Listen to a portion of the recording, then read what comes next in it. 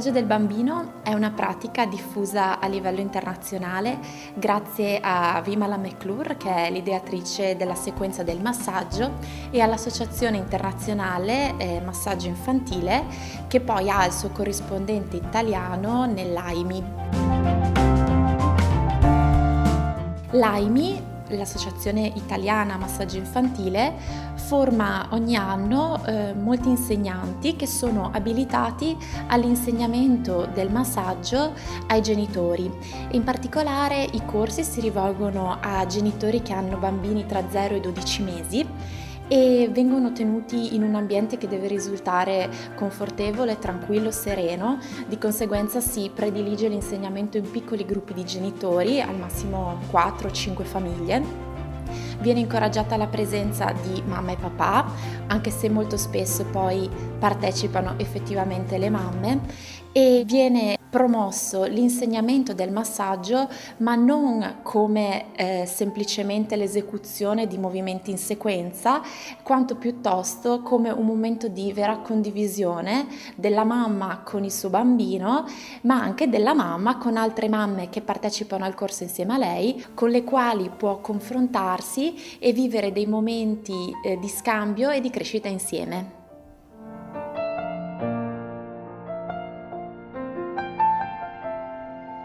C'è un primo momento iniziale di accoglienza delle mamme e di presentazione, di saluto, di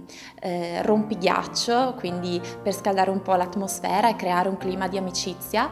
Una parte centrale invece in cui si insegna un pezzettino della sequenza del massaggio, a partire dal massaggio delle gambe e dei piedi, per poi passare all'addome, al torace, alle braccia, al viso, alla schiena, e per poi finire con degli esercizi invece che vengono fatti fare al bambino. E si termina infine con una parte di approfondimento di una tematica legata alla primissima infanzia, quindi che può stare a cuore alle mamme che partecipano, e la condivisione di varie esperienze che le mamme stesse portano, in modo che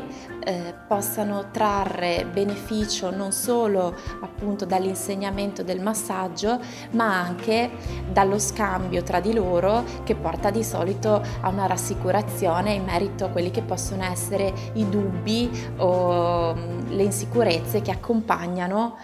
i primi mesi di vita con il proprio bambino.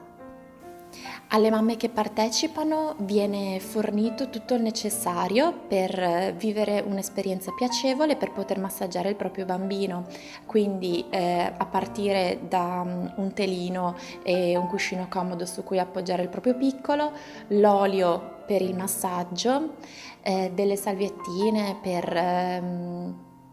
pulire il bambino, e viene ricordato sempre in primo luogo di rispettare le esigenze del bambino stesso, quindi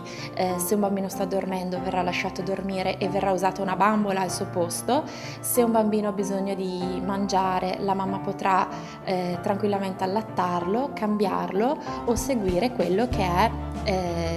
il bisogno del bambino in quel momento. I benefici che il massaggio porta al bambino e alla famiglia sono molteplici. Innanzitutto viene stimolata la crescita sana del bambino, viene